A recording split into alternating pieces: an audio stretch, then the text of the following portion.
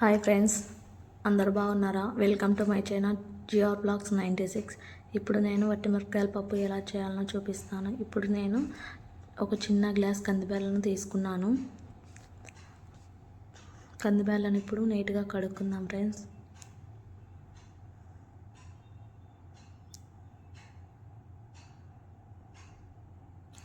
ఇప్పుడు ఒక చిన్న గ్లాస్ కందిబెల్లకు నేను 3 టమోటాలు తీసుకున్నాను ఫ్రెండ్స్.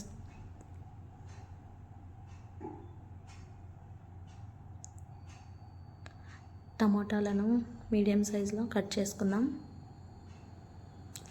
టమోటాలను 3 ఎందుకు తీసుకున్నా అంటే ఫ్రెండ్స్, పప్పులో టమోటా పడితేనే టేస్ట్ వస్తుంది ఫ్రెండ్స్.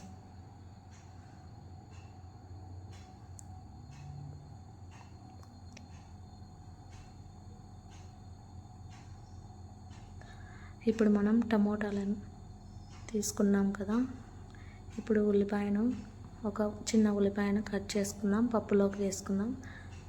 పప్పులోకి ఉల్లిపాయ వేసుకోవడం వల్ల పప్పు టేస్టీగా వస్తుంది ఫ్రెండ్స్.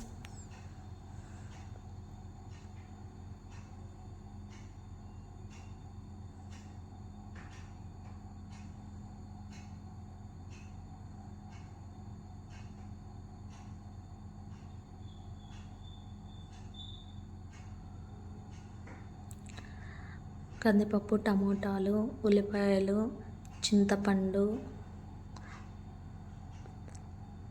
పసుపు, కొద్దిగా నూనె ఎందుకు వేస్తానంటే ఫ్రెండ్స్, పప్పు పొంగకుండా ఉంటుంది. ఇప్పుడు వట్టిమిరపకాయలు తుంచి వేసుకుందాం.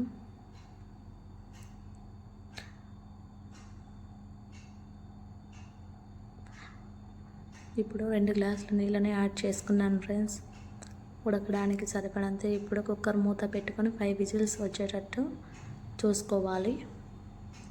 ఇప్పుడు పోపుకు రెడీ చేసుకుందాం. ఒక చిన్న ఎర్రగడ్డ, వెల్లిపాయలు, కరివేపాకు, కొత్తిమీర వేసుకుందాం. పప్పును ఎడిమి పెట్టుకుందాం.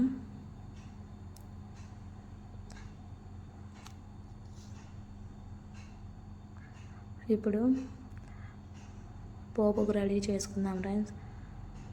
కొద్దిగా ఆయిల్ వేసుకొని నూనె వేడి అయిన తర్వాత పోపు గింజలు వేసుకుందాం. పోపు గింజలు వేగిన తర్వాత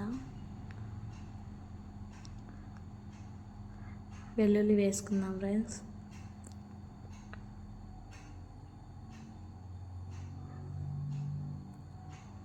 వెల్లుల్లి వేయడం వల్ల పప్పుకు టేస్ట్ వస్తుంది ఫ్రెండ్స్. అవి వేగిన తర్వాత ఉల్లిపాయలు కట్ చేసుకుని ఉల్లిపాయ ముక్కలు వేసి బాగా గోల్డెన్ కలర్ వచ్చేంత వరకు వేగనిద్దాం. ఇప్పుడు చిన్న వట్టిమిరపకాయ వేసుకుందాం. బాగా వేగిన తర్వాత కరివేపాకు వేసుకుందాం ఫ్రెండ్స్.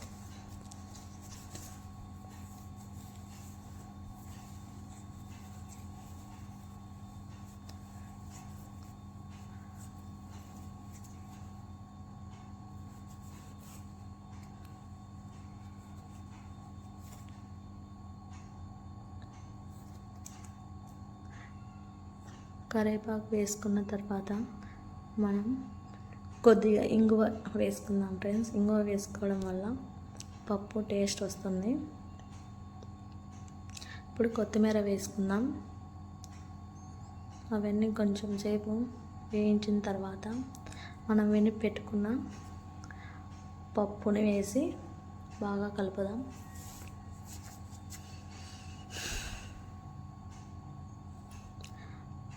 మీలో ఎంతమంది నాలాగా పప్పు చేస్తారో కమెంట్ చేయండి friends. Please support me friends. Subscribe చేసుకొని నా ఛానల్ని, ఈ వీడియోని అందరు స్కిప్ చేయకుండా చూడండి. లైక్ చేసి నన్ను మరింత ముందుకి పోయేటట్లు సపోర్ట్ చేయండి ఫ్రెండ్స్. ఇప్పుడు పప్పును సర్వ్ చేసుకుందాం.